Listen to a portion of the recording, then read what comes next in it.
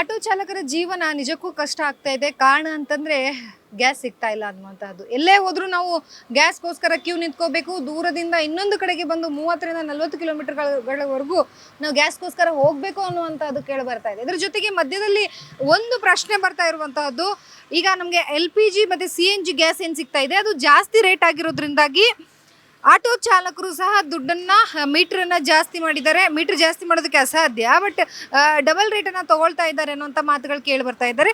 ಈ ಎಲ್ಲದ್ರ ಬಗ್ಗೆ ಪ್ರಶ್ನೆಗಳ ಬಗ್ಗೆ ನಾನು ಆಟೋ ಚಾಲಕರನ್ನ ಮಾತಾಡಿಸ್ತಾ ಹೋಗ್ತೀನಿ. ಸರ್ ನಮಸ್ತೆ, ತಮ್ಮ ಹೆಸರು? ಪ್ರಕಾಶ್ ಮೂರ್ತಿ. ಎಲ್ಲಿಂದ ಬಂದಿದ್ದೀರಾ ತಾವೀಗ? ನಾನು ಬಾನ್ಸ್ವಾಡಿಯಿಂದ ಬಂದಿದ್ದೆ. ಬಾನೇಸ್ವಾಡಿಯಿಂದ ಮಲ್ಲೇಶ್ವರವರೆಗೂ ನೀವು LPG ಹಾಕ್ಸಕ್ ಬಂದಿದ್ದೀರಾ? ಹೌದು ಮೇಡಮ್, ಒಂದು ಬಾಡಿಗೆ ಬಂತ ಅವ್ರನ್ನ ಬಿಟ್ಬಿಟ್ಟು ಇಲ್ಲೇ ಬಂದೆ. ಹಂಗೆ ಓಕೆ, ಸದ್ಯಕ್ಕೆ LPG ಸಿಗ್ತಾ ಸರ್? ಹಾಕ್ಸಿದ್ದೀರಾ? ಹೇಗೆ? ಹಾಕ್ಸಿದ್ದೀನಿ ಮೇಡಮ್. 5 ಲೀಟ್ರ್ ಸಿಕ್ಕಿದೆಯಾ ಅಷ್ಟೇ, ಅದರಲ್ಲೇ ಮಾಡ್ಕೊಬೇಕು. ಬೇರೆ ಕಡೆ ಎಲ್ಲಾದರೂ ಸಿಕ್ಕಿದ್ರೆ ಅಲ್ಲಿ ಹಾಕ್ಸ್ಕೊಬೇಕು.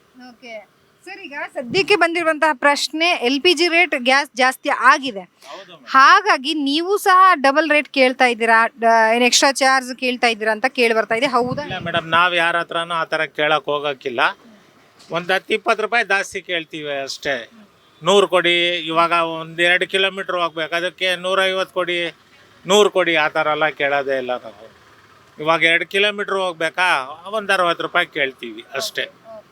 ಸರ್, ಹಾಗಿದ್ರೆ ಈಗ ನಿಮ್ಮ ಜೀವನ ಹೆಂಗಿದೆ ಸರ್ ಸದ್ಯಕ್ಕೆ? ಆಟೋ ಚಾಲಕರ ಜೀವನ ಹೇಗೆ? ಸ್ವಲ್ಪ ಕಷ್ಟ ಇದೆಯಾ ಮೇಡಮ್, ಇನ್ನು ಎಷ್ಟು ದಿವಸ ನಡೀತೈತೋ ಅದು ಗೊತ್ತಿಲ್ಲ. ಫ್ಯಾಮಿಲಿ, ಕುಟುಂಬ, ಈಗ ಸದ್ಯಕ್ಕೆ ಸರ್ ಒಂದ್ ಕಡೆ CNG ಇಲ್ಲ, ಇನ್ನೊಂದ್ ಕಡೆ ಪ್ಯಾಸೆಂಜರ್ ಕಮ್ಮಿ ಆಗ್ತಾ ಇದ್ದಾರೆ. ಇದ್ರ ಮಧ್ಯದಲ್ಲಿ ನಿಮ್ಮ ಜೀವನ ಇದೆ, ಹೆಂಡತಿ ಮಕ್ಕಳು ಸಂಸಾರ, ಇದನ್ನೆಲ್ಲ ಹೆಂಗ್ ನಿಭಾಯಿಸ್ಕೊಂಡು ಹೋಗ್ತಿದ್ದೀರಾ?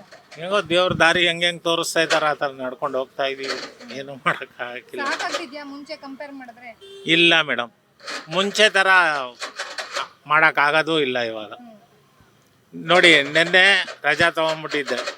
ನೆನ್ನೆ ಗ್ಯಾಸ್ ಎಲ್ಲೂ ಸಿಗಲಿಲ್ಲ ಹಂಗಂತ ನೆನ್ನೆ ರಜಾ ತೊಗೊಂಡ್ಬಿಟ್ಟಿದ್ದೆ. ಮೊನ್ನೆ ಸಾಯಂಕಾಲ ಒಂದು 6 ಗಂಟೆಯಿಂದ ಹಿಡ್ದು 9:30-10 ಗಂಟೆವರೆಗೂ ಕಾದಿದ್ದೀವಿ. ಗ್ಯಾಸ್ ಲೈನಲ್ಲಿ ನಿಂತ್ಕೊಂಡಿದ್ದೀವಿ, ಗ್ಯಾಸ್ ಸಿಗಲಿಲ್ಲ. ಅಲ್ಲಿ ಖಾಲಿ ಆಗೋಯ್ತು ಅಂದರು, ಏನೂ ಮಾಡೋಕ್ಕಾಗಿಲ್ಲ. ವಾಪಸ್ ಬಂದ್ವಿ. ಇವರೆಲ್ಲ ರೇಟು ಜಾಸ್ತಿ ಮಾಡಿದ್ದಾರೆ ಮೇಡಮ್. ಕೆಲವು ಕಡೆ ಗೋರ್ಮೆಂಟಲ್ಲಿ ಬಂದ್ಬಿಟ್ಟು 89 ರೂಪೀಸ್ 52 ಪೈಸಾ ಇದೆಯಾ, 89 ರೂಪೀಸ್ 52 ಪೈಸಾ ಇದೆಯಾ. ಇವ್ರ ಹತ್ರ ಬಂದರೆ 115 ರೂಪಾಯಿ 105 ರೂಪಾಯಿ ಇದೆಯಾ. ಇದರಿಂದ ನಮ್ಗೆ ಎಲ್ಲಿ ಉಳಿತೈತೆ ಮೇಡಮ್? 15 ರೂಪಾಯಿ ನಮ್ಮ ಕೈಯಿಂದನೇ ಲಾಸ್ ಆಗ್ತಾ ಇದೆಯಲ್ಲ. ಇವಾಗ ಏನು ಮಾಡೋದು? ತಳ್ಕೊಂಡು ಹೋಗೋ ಬದಲು ಇದು ಹಾಕ್ಸ್ಕೊಂಡು ಹೋಗಬೇಕು, ಆ ಸ್ಥಿತಿ ಆಗ್ಬಿಡೈತಿ ಇವಾಗ ಅಷ್ಟೇ. ಸರ್, ಮನೆ ಮಕ್ಕಳು ಇದೆಲ್ಲವನ್ನು ಸಾಗಿಸಿ ನಿಮ್ಗೆ ದುಡ್ಡು ಉಳಿತಾ ಇದೆಯಾ? ಇಲ್ಲ ಮೇಡಮ್, ಅಷ್ಟು ಮೊದಲ ಥರ ಒಂದು 300-400-500 ರೂಪಾಯಿ ಈ ಥರ ಉಳಿಸ್ಕೊಂಬಿಡ್ಬೋದಾಗಿತ್ತು. ಯಾವಾಗಿಂದ ಗ್ಯಾಸ್ ರೇಟ್ ಜಾಸ್ತಿ ಆಯಿತು, ಉಳಿಸ್ಕೊಳಕ್ಕೂ ಸಾಧ್ಯ ಇಲ್ಲ. ಇವಾಗ ಭಾಳ ಕಷ್ಟ ಇದೆಯಾ. ಈಗ ಸರ್ಕಾರ ನಮ್ಮ ಜೊತೆಗೆ ಇಲ್ಲ ಅನ್ನುವಂತಹ ಕೂಗುಗಳು ಕೇಳಿ ಬರ್ತಾ ಇದೆ, ತಾವೇನು ಹೇಳ್ತೀರಾ ಸರ್ ಇದಕ್ಕೆ? ಅದೇನೋ ನಿಜಾನೇ ಮೇಡಮ್, ಸರ್ಕಾರ ಏನು ಸಪೋರ್ಟು ಮಾಡ್ತಾ ಇಲ್ಲ ಇದರಲ್ಲಿ. ಎಲ್ಲರ ಬಂಕವ್ರಿಗೂ ಒಂದು ಸ್ವಲ್ಪ ಅವ್ರಿಗೆ ಹೇಳಿದ್ರೆ, ಈ ರೇಟ್ ಇದೆಯಾ, ಈ ರೇಟ್ಗೆ ಏನು ಗೋರ್ಮೆಂಟ್ ರೇಟ್ ಇದೆಯಾ ಆ ರೇಟ್ ಕೊಡಿ ಹಂಗಂತ ಹೇಳಿದ್ರೆ ಅದು ಒಂದು ಲೆಕ್ಕಾಚಾರ ಕರೆಕ್ಟಾಗಿರುತ್ತೆ. ಒಂದೊಂದು ಕಡೆ ಒಂದೊಂದು ರೇಟ್ ಇದ್ರೆ ಏನು ಮಾಡೋಕ್ಕಾಗುತ್ತೆ? ಹಾಗಾದರೆ ನಿಮಗೂ ಮೀಟರ್ ದರವನ್ನು ಏರಿಕೆ ಮಾಡಬೇಕು ಅಂತ ತಾವು ಕೇಳ್ಕೊತೀರಾ ಹೇಗೆ? ಹೌದು ಮೇಡಮ್, ಮಾಡಿದ್ರೆ ಒಳ್ಳೆಯದೇ. ಇವಾಗಿರೋ ಸ್ಥಿತಿಗೆ ಮೀಟ್ರ್ ಮಾಡಿದ್ರೆ ಒಳ್ಳೆಯದೇ.